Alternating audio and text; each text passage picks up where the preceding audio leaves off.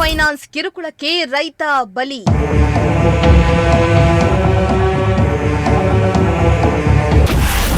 ಸಾಲ ಬಾಧೆಗೆ ಮನನೊಂದು ರೈತ ಆತ್ಮಹತ್ಯೆ.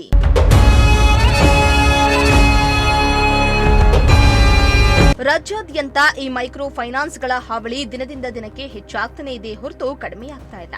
ಸರ್ಕಾರ ಮೈಕ್ರೋ ಫೈನಾನ್ಸ್ಗಳಿಗೆ ಬಲವಂತವಾಗಿ ಸಾಲ ವಸೂಲಿ ಮಾಡಿ ಜನರಿಗೆ ಕಿರುಕುಳ ನೀಡದಂತೆ ಕಟ್ಟುನಿಟ್ಟಿನ ಸೂಚನೆಯನ್ನ ನೀಡಿದೆ. ಇದಕ್ಕೆಂದೇ ರಾಜ್ಯದಲ್ಲಿ ಮೈಕ್ರೋ ಫೈನಾನ್ಸ್ಗಳ ಹಾವಳಿಗೆ ಕಡಿವಾಣ ಹಾಕಲು ಸುಗ್ರೀವಾಜ್ಞೆಯನ್ನ ತಂದಿದ್ರೂ ಕೂಡ ಇವರ ಕಾಟ ಇನ್ನೂ ತಪ್ಪಿಲ್ಲ. ಇತ್ತ ಕೊರಟಗೆರೆ ತಾಲೂಕಿನ ಸಿಎನ್ದುರ್ಗ ಹೋಬಳಿಯ ಜೋನಿಗರಹಳ್ಳಿ ಗ್ರಾಮದಲ್ಲಿ ರೈತನೋರ್ವ ಸಾಲ ಬಾಧೆಗೆ ಮನನೊಂದು ಆತ್ಮಹತ್ಯೆಗೆ ಶರಣಾಗಿರುವ ದಾರುಣ ಘಟನೆ ನಡೆದಿದೆ.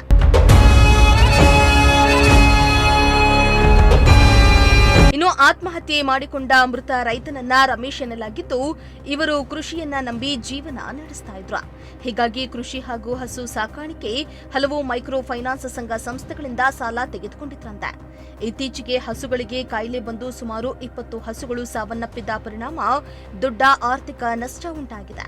ಇದರಿಂದ ಸಾಲ ತೀರಿಸಲು ಸಾಧ್ಯವಾಗದೆ ಸಂಕಷ್ಟಕ್ಕೊಳಗಾಗಿದ್ದ ರಮೇಶ್ ಅವರಿಗೆ ಸಾಲ ವಸೂಲಿ ಮಾಡುವ ಏಜೆಂಟ್ಗಳು ನಿರಂತರ ಒತ್ತಡ ಹಾಕಿದ್ದು, ಇದರಿಂದ ಮನನೊಂದು ರಮೇಶ್ ಮರಕ್ಕೆ ನೇಣು ಬಿಗಿದುಕೊಂಡು ಆತ್ಮಹತ್ಯೆಗೆ ಶರಣಾಗಿದ್ದಾರೆ ಎಂದು ಮೃತರ ಕುಟುಂಬಸ್ಥರು ಆರೋಪಿಸುತ್ತಿದ್ದಾರೆ.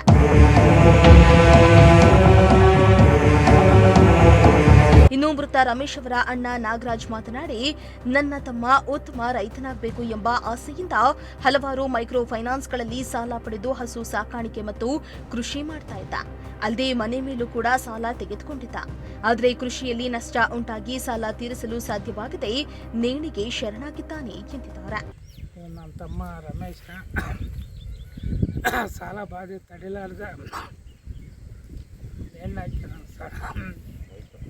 ಫೈನಾನ್ಸ್ನಿಂದ ಸಾಲ ಮಾಡಿ ನೇಣು ಹಾಕ್ಯಾನವನೇ. ನಾವು ರೈತರಾಗಿ ಸಾಲ ತೀರ್ಸೋಕ್ಕಾಗ್ದನ ಅದು ಸಾಲ ತೀರ್ಸೋಕ್ಕಾಗ್ದೆ ಹಿಂಗೆ ಮಾಡ್ಕೊಂಡು ನೇಣು ಹಾಕ್ಯಾನ.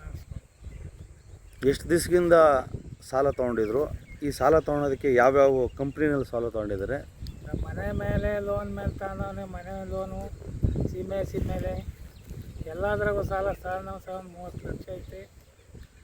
ಹಿಂಗಾಗಿ ತೀರ್ಸೋಕ್ಕಾಗ್ದೆ ನಾನು ನೇಣು ಹಾಕ್ಯಬಿಟ್ಟೆ. ತಮಗೆ ಇದ್ರ ಬಗ್ಗೆ ಏನಾದರೂ ಗುಮಾನಿ ಏನಾನ ಇದೆಯಾ? ಯಾರ ಮೇಲೆ ಹೇಳೋಣ ಸರ್, ಅದೇ ಫೈನಾನ್ಸ್ ನಿಂದೆ ಸಾಲ, ಯಾವುದೂ ಇಲ್ಲ. ಯಾರಾದರೂ ಕಿರುಕುಳ ಕೊಡ್ತಾ ಇದ್ರ ಫೈನಾನ್ಸ್ ನಿಮಗೆ? ಕಾಲ್ ಮಾಡೋದು, ಹಂಗೆ ಮಾಡ್ತೀವಿ ಅಂತ ಸರ್ ಬೆದರಿಕೆ ಆಗ್ತಾ ಇದ್ರು. ಯಾವ ಫೈನಾನ್ಸ್ನವ್ರು ಬೆದರಿಕೆ ಆಗ್ತಿದ್ದು? ಅದೇ ಮುತ್ತು ಫೈನಾನ್ಸು, ಈಗ ಯಾವ್ಯಾವ ಮೊಬೈಲ್ಸ್ ಖಾಸಗಿ ಮೈಕ್ರೋ ಫೈನಾನ್ಸ್ಗಳು ಅವರ ಕಾಟಕ್ಕೆ ತಾಳಲಾರದೆ ಆತ್ಮಹತ್ಯೆ ಮಾಡ್ಕೊಂಡಿದ್ದಾರೆ.